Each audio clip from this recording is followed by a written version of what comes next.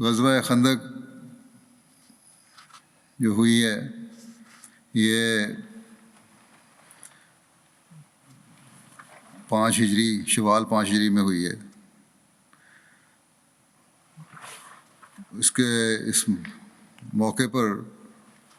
کفار کے لشکر نے جب مدینہ کا محاصرہ کیا ہوا تھا تو ان کے رؤساء نے اس امر پہ اتفاق کیا کہ مل کر حملہ کیا جائے۔ وہ خندق میں کوئی ایسی تنگ جگہ تلاش کرنے لگے جہاں سے وہ اپنے گھڑ سوار نبی صلی اللہ علیہ وسلم اور آپ کے اصحاب تک پہنچا دیں، مگر انہیں کوئی جگہ نہ ملی۔ انہوں نے کہا کہ یہ ایسی تدبیر ہے جس کو عرب میں آج تک کسی نے نہیں کیا تھا۔ ان سے کہا گیا کہ آن حضرت صلی اللہ علیہ وسلم کے ہمراہ ایک فارسی شخص ہے جس نے آپ کو اس بات کا مشورہ دیا۔ انہوں نے کہا یہ اسی کی تدبیر ہے، یعنی کفار نے کہا۔ پھر وہ لوگ ایسے تنگ مقام پر پہنچے جسے مسلمان غافل تھے، تو اکرمہ بن ابو جہل، نوفل بن عبداللہ اور زرار بن خطاب اور حبیرہ بن ابو وہاب اور عمر بن عبد ود نے اس جگہ سے خندق کو پار کیا۔ عمر بن عبد ود مقابلے کے لیے بلاتے ہوئے شعر پڑھنے لگا کہ وَلَقَدْ بَهِتُ مِنَ النِّدَاءِ لِجَمْعِهِمْ هَلْ مِن مُبَارِزٍ، یعنی ان کی جماعت کو آواز دیتے دیتے خود میری آواز بیٹھ گئی ہے کہ ہے کوئی جو مقابلے کے لیے نکلے۔ اس کے جواب میں حضرت علی نے یہ اشعار کہے، لا تعجلنا فقد اتاک مجیب صوتک غیر عاجز فی نیت و بصیرت و صدق منجا کل فائز انی لا ارجو ان اقی ما علیک نایت الجنائز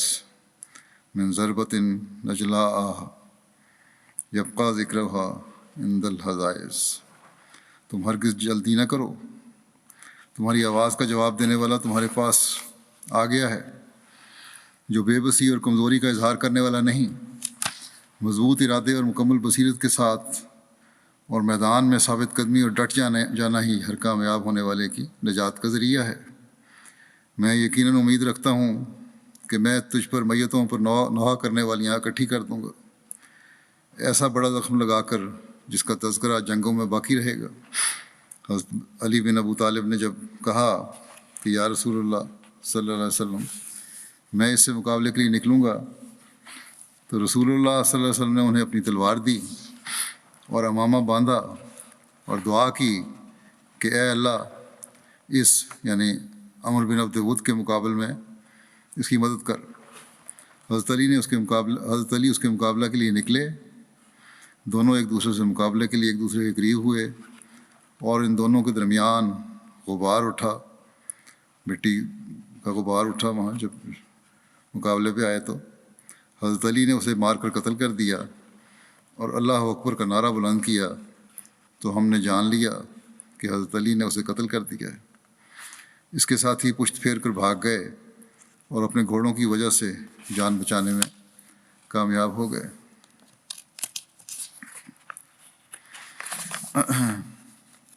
اس کی مزید تفصیل بیان فرماتے ہوئے مرزا بشیر احمد صاحب نے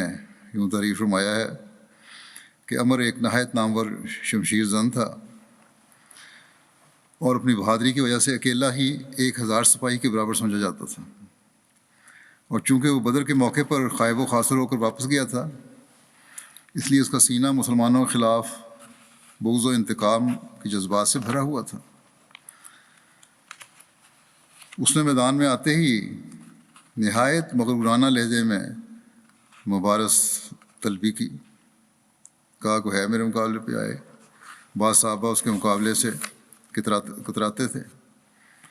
مگر آن حضرت صلی اللہ علیہ وسلم کی اجازت سے حضرت علی اس کے مقابلے کے لیے آگے نکلے اور آن حضرت صلی اللہ علیہ وسلم نے اپنی تلوار ان کو عنایت فرمائی اور ان کے واسطے دعا کی۔ حضرت علی نے آگے بڑھ کر عمر سے کہا میں نے سنا ہے کہ تم نے یہ عہد کیا ہوا ہے کہ اگر قریش میں سے کوئی شخص تم سے 2 باتوں کی درخواست کرے گا تو تم ان میں سے ایک بات ضرور مان لو گے۔ عمر نے کہا ہاں۔ حضرت علی نے کہا تو پھر میں پہلی بات تم سے یہ کہتا ہوں کہ کہ مسلمان ہو جاؤ اور آن حضرت صلی اللہ علیہ وسلم کو مان کر خدائی انعامات کے وارث بنو۔ عمر نے کہا یہ نہیں ہو سکتا۔ حضرت علی نے کہا کہ اگر یہ بات منظور نہیں ہے تو پھر آؤ میرے ساتھ لڑنے کو تیار ہو جاؤ۔ اس پر عمر ہنسنے لگا اور کہنے لگا کہ میں نہیں سمجھتا تھا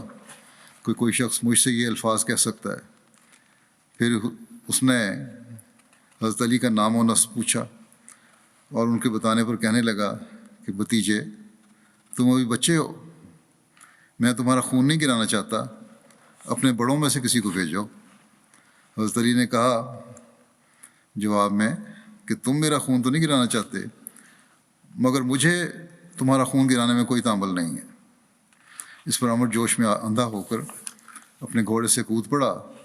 اور اس کی کونچیں کاٹ کر اسے نیچے گرا دیا